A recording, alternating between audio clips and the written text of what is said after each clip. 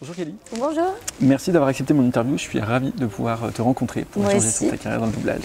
Avec plaisir. Avant de commencer, est-ce que tu pourrais nous expliquer ce qui t'a donné envie de devenir comédienne?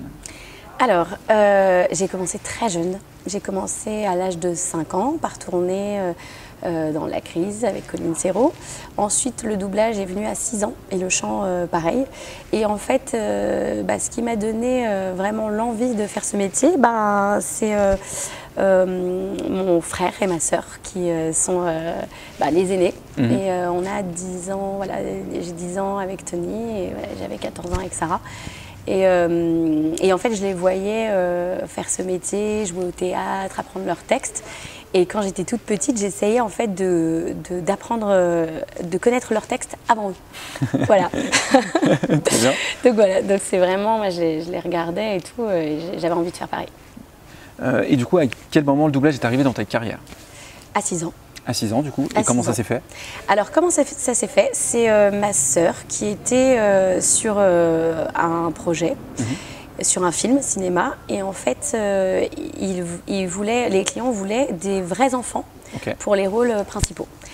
Et donc, elle était sur le film et Jean-Pierre Dora, qui était le directeur artistique à l'époque, savait que j'étais en tournage. Puisque voilà, au détour d'une conversation, ils en avaient parlé.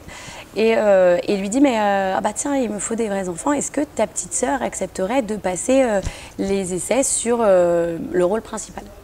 Et en fait, donc ma sœur lui a dit, écoute, tu l'appelles et tu lui demandes. Et voilà. Et en fait, il m'avait appelé. Et puis, bien sûr, je voulais absolument. Et, voilà. Donc j'ai passé le casting et j'ai été choisie. Et après, voilà, ça s'est enchaîné. Okay. C'était quel film du coup? C'était Les Petites Canailles. Ok, super. Voilà. Depuis, tu as doublé un certain nombre de comédiennes. C'est par exemple le cas de la comédienne Jennifer Lawrence, que tu as doublé évidemment dans les films Hunger Games, dans le rôle de Katniss Everdeen. Pas avec ce qui se passe dans les districts. Comment ça? Tu as vu quoi? Il y a des émeutes partout dans les rues et des incendies. Les pacificateurs tirent sur les gens, mais le peuple se... Quoi? Le peuple quoi? Il riposte. C'était la première fois que tu la doublais. Tu avais passé des essais, j'imagine, pour ce rôle? Pour Hunger Games, oui. En fait, c'est Danielle Perret. J'adore ses castings parce qu'elle trouve vraiment les bonnes comédiennes, parce que c'est elle aussi qui m'a mise sur Florence Pugh. Et donc oui, j'ai passé les essais pour Hunger Games. Et c'est Danielle qui a fait Danielle Perret qui a fait le casting et qui s'est dit ce serait bien que tu passes les essais et tout sur cette comédienne. Et c'est vrai que ça matchait bien, même au niveau voix, parce que en fait, en fonction des personnages, j'ai quand même un gras sur la voix, un peu la voix cassée. Et voilà, et en fait ça marchait bien parce que Jennifer Lawrence aussi elle a la voix un peu cassée, donc voilà. Ok, super. Tu te rappelles quelle scène c'était l'essai? Je crois, si je me trompe pas, que c'était la scène avec Prime. Ok. Quand et j'avais une scène aussi avec Gail en essai. Celle-ci quand elle se porte volontaire et la scène avec Gail. Ok, super. Prime! Prime! Non! Je suis volontaire! Je suis volontaire! Je me porte volontaire comme tribu. Je crois comprendre que nous avons une volontaire, monsieur le maire. Il faut que tu t'en ailles d'ici. Va trouver maman, Prime. Tout de suite, trouve maman. Je suis désolée. Depuis, tu l'as doublée dans quasiment tous ces films. C'est toujours un plaisir pour toi de la retrouver, j'imagine? Oui, j'adore tellement ce qu'elle fait. J'adore tellement ce qu'elle fait. Elle est incroyable dans tous ses films. Et à chaque fois, je me dis, qu'est-ce qui m'attend? Parce qu'elle est jamais, elle est tout le temps différente en fait. Et elle touche un petit peu à tous les registres aussi. Oui, c'est ça. Donc c'est vraiment chouette de la doubler parce que je sais jamais ce qui va se passer en fait, quel genre de rôle elle va jouer.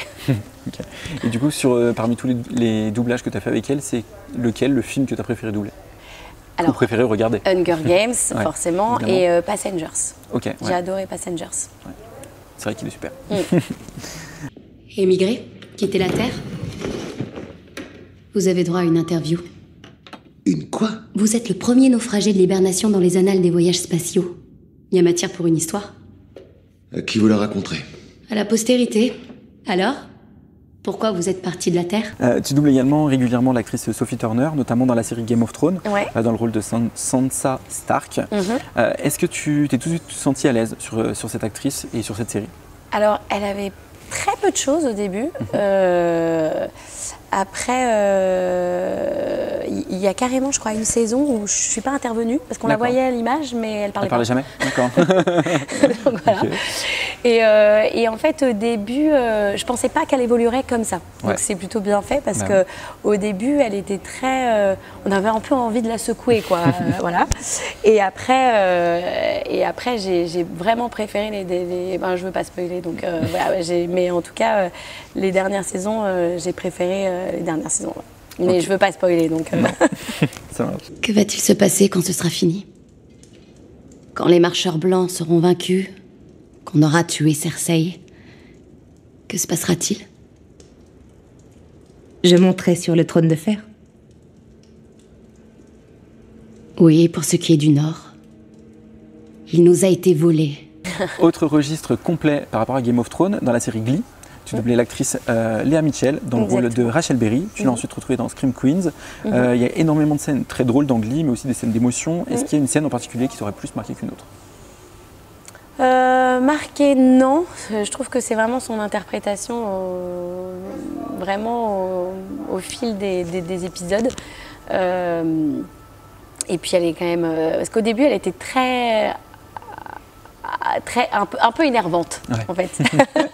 Ils n'ont rien de difficile, c'est pas, d'accord? Je les maîtrise parfaitement depuis que j'ai 2 ans. Depuis quand c'est elle qui commande ici? Je me souviens pas qu'il y ait eu des élections. Écoutez, je sais de quoi je parle. J'ai remporté ma première compétition de danse quand j'avais 3 mois, d'accord? Désolée, on n'accepte pas les lâcheurs. On va dire. Et après, je trouve que même chose, ils l'ont fait évoluer à la fin vraiment des saisons. Et puis, niveau chant, c'est... Et au départ, en fait, comme j'ai été mise sur le rôle, parce qu'ils voulaient des comédiens chanteurs. Oui, comédiens chanteurs. Et on ne savait pas en fait si on aurait à un moment des passages à chanter ou pas. Et en fait non, ils ont tout gardé en anglais, mais voilà, on ne savait pas trop si on allait doubler les parties encore ou pas. Les parties chant. Parce que t'avais raison. Sur le fait que pour que ça marche, je devais être proactive. Mais quand t'es partie hier, j'ai eu une révélation et j'ai entendu une voix. On a un membre? Non, mais j'ai entendu un garçon chanter. Enfin, je crois. On est sûr de rien de nos jours. L'important, c'est que t'avais raison. Sur toute la ligne, tous les futurs membres de notre Glee Club sont là, à McKinley. Au cinéma, et notamment dans les Twilight, tu doublais Dakota Fanning dans le rôle de Jane. Comment s'est passé ton doublage sur ces films? Et quand on bosse sur un projet comme celui-là, qui est très attendu des fans, est-ce qu'il y a une petite pression supplémentaire? Alors, comme je ne suis pas arrivée sur le premier, moi j'étais trop fan à l'époque de Twilight. Et quand on m'a proposé, quand Marie-Christine Chevalier, qui était la directrice artistique, m'a proposé d'être sur le film, mais j'étais tellement contente parce que j'étais tellement fan à l'époque. Donc quand j'ai su que je faisais Twilight et tout, avec une comédienne que je doublais, et en plus une méchante, j'étais trop contente parce que je me dis, je vais voir le film avant et tout, je pense que c'est passe avant tout le monde et tout, j'étais trop contente. Voilà, donc ça s'est passé comme ça. Donc pas de pression supplémentaire pour toi le fait de te dire justement qu'il y avait beaucoup de fans qui attendaient la suite. Non, j'avais hâte. J'avais hâte. En fait, comme j'étais fan aussi moi de Twilight, du coup j'avais hâte de tout découvrir avant. Les Volturi n'accordent jamais de seconde chance. Souvenez-vous-en. Caius sera sûrement heureux de savoir qu'elle est toujours humaine. On a fixé la date. Occupe-t'en, Félix. J'aimerais qu'on rentre. Et ça m'a pas fait ça, par exemple, sur Harry Potter, parce que Harry Potter, en fait, quand je suis arrivée, il n'y avait pas en fait l'ampleur encore. Donc, on savait pas en fait que ça allait être aussi énorme. Donc, on n'a pas eu. Enfin voilà, on l'a pas découvre avant. Donc, on savait que l'univers était. C'était incroyable. Déjà même. En plus, on avait une belle image, donc Enfin voilà, c'était déjà incroyable, mais on pensait pas en fait de l'ampleur que ça allait prendre derrière. Ouais. Et puis encore des années plus tard. Parce que et ben oui, parce que maintenant ça commence à dater, et finalement c'est toujours dans l'actualité, il y a toujours plein de choses dessus. J'étais là, tranquille à m'occuper de mes affaires, et voilà que quelqu'un s'amuse à lancer un livre sur moi. Mais ça ne peut pas te faire mal quand on te jette quelque chose. Mais oui! Jetons tous des livres à Mimi. De toute façon, elle ne sait rien. 10 points si le livre lui traverse le vent. 50 points s'il lui traverse la tête. Et puis tu as doublé également beaucoup de personnages animés. Je ne vais pas tous les citer, mais on peut citer dans Arnold où tu jouais Elga, Martin Matin où tu faisais Roxane, mais aussi Fairy Tales, Hazbin Hotel, One Piece, ou plus récemment bien sûr dans Les Sisters où tu es la voix de Marine. Est-ce que c'est un vrai kiff les dessins animés à doubler? J'adore. J'adore surtout, j'adore le manga en fait. Ouais. J'aime bien parce que c'est complètement, en fait c'est des vraies scènes à jouer. Alors les Sisters aussi, parce que les Sisters je suis fan, parce que justement il y a vraiment avec Anaïs, donc, qui fait ma grande sister, on a un vrai ping-pong. En fait, il y a vraiment du jeu, il y a du rythme, c'est rythmé, donc c'est pas... en fait, c'est vraiment familial, les Sisters. Ouais. Vous avez la possibilité d'enregistrer ensemble, justement? Tout le temps. Ah, cool, on enregistre tout le temps ensemble, et, parce qu'il y a vraiment un vrai dialogue, donc ça se répond vraiment. Et je trouve que c'est familial parce que moi, j'aime bien regarder aussi avec mes enfants. Ouais. Donc... en fait, c'est vraiment familial, c'est pour tous. Et tes enfants, ils savent que c'est toi qui... Ouais. Mais oui, et c'est drôle, surtout. Bah, et c'est vrai qu'il n'y a pas beaucoup de séries pour enfants en comédie, il n'y en a pas beaucoup. Ouais, c'est vrai. Ma sister préférée du monde entier. J'étais pas du tout en train de lire ton journal de l'intime, promis. Maxence a une nouvelle copine. Je le déteste. Le gros trahisseur! Et puis c'est qui cette mocheté d'abord? Et donc voilà, donc j'aime beaucoup et même chose de manga parce que justement il y a plein de choses à jouer et c'est ce que j'aime avec vraiment des rôles différents, que ce soit Mira Jane, Obara, Nami dans One Piece et Kana, Shinoko et Lutte dans Hazbin Hotel. C'est vrai. Alors justement à Hazbin Hotel, là on a des chansons. Et les chansons, elles sont tellement incroyables à faire. Donc j'aime beaucoup cette série. On est sur l'avenue principale, vous voulez que tout le monde vous voit lui exploser la tronche? C'est mieux que d'attendre cette putain d'extermination. Chut, monsieur. Quelle est la règle primordiale des séraphins? Et puis alors j'aime bien quand je fais mes interviews essayer de retrouver un petit truc qu'on aurait oublié, ou en tout cas que moi j'avais oublié, ou alors qu'on ne parle pas souvent, mais on l'a dit tout à l'heure, tu as commencé très jeune, et en 96 tu doublais la petite Rosie Comden dans 7 à la maison. Oui, exactement. Même si tu gagnes la Viper, papa et maman refuseront que tu t'assoies dedans. Pas si je gagne, mais quand j'aurai gagné. J'ai de la chance, n'oublie pas. Si tu as de la chance, alors pourquoi on peut quitter cette chambre que pour aller aux toilettes? Parce que Georges est un imbécile. Bah, tu vas devoir t'y habituer parce qu'il va sûrement rester chez nous pendant très, très longtemps. Oui, alors j'ai grandi avec elle. Alors je pense que c'est vraiment le seul personnage que j'ai suivi en fait au fil des années parce que je l'ai commencé pratiquement à son âge. En fait, quand elle était vraiment toute petite et la série, je crois qu'elle a duré... Si je ne me trompe pas, je crois qu'elle a duré 10 ans. Ouais, une dizaine d'années, hein. Ouais, au moins 8 ans, c'est sûr. Ouais. 8 ans, je pense. Et donc j'ai grandi vraiment avec elle parce que j'ai dû... je devais avoir peut-être 8 ans et je l'ai fini genre à 18. Donc en fait au départ je montais sur un cube parce que j'avais pas la taille pour atteindre le micro. Donc voilà. Puis le cube se réduisait avec les années. Voilà, c'est ça. Et du coup après j'en avais plus besoin parce que voilà, donc c'est drôle d'avoir suivi un personnage pendant 10 ans parce qu'en plus on en avait vraiment tous les ans, on n'avait pas fait de pause. Donc c'est drôle de l'avoir changé aussi. Oui, aussi. De l'avoir évolué, de l'avoir grandir, c'est drôle. Donc c'est assez rare. Assez rare. Rien. Alors ce que pensent tes parents n'a aucune valeur. Mais non, j'ai pas dit ça. Je sais seulement que je n'aurai jamais leur approbation, ni la tienne, ni celle de Lucie, pour prendre ma vie en main comme une adulte. Être adulte signifie être responsable. J'ai bien l'intention d'être responsable. Parmi toutes tes expériences dans le doublage, avec quelle comédienne tu te sens le plus à l'aise? Jennifer Lawrence. Ouais. Ah ouais, parce que c'est vraiment... je sais pas, il y a un truc, une évidence. Voilà, j'arrive vraiment à décrypter ce qu'elle joue et je sais pas, il y a une connexion. C'est pas à cause de mes plans, Gerhardt. Vous avez fait une erreur. Moi, je paye pas. C'est à cause de vos plans, vous devez payer. Vous lui avez raccroché au nez? Ce gars-là, il devait pas coûter cher et être facile à vivre. Il nous bombarde de factures, je paie pas pour ses erreurs. Et personne ne paye. Je vais me battre avec ce mec-là. Voilà. Ok, ça marche. Est-ce qu'un de tes doublages t'aurait plus marqué que les autres? Pour une raison ou pour une autre? Un de mes doublages qui me... Ah, il y en a tellement. En fait, il n'y en a pas qu'un. Bah oui. Donc, t'as le droit à deux, va. Qui m'aurait le plus marqué...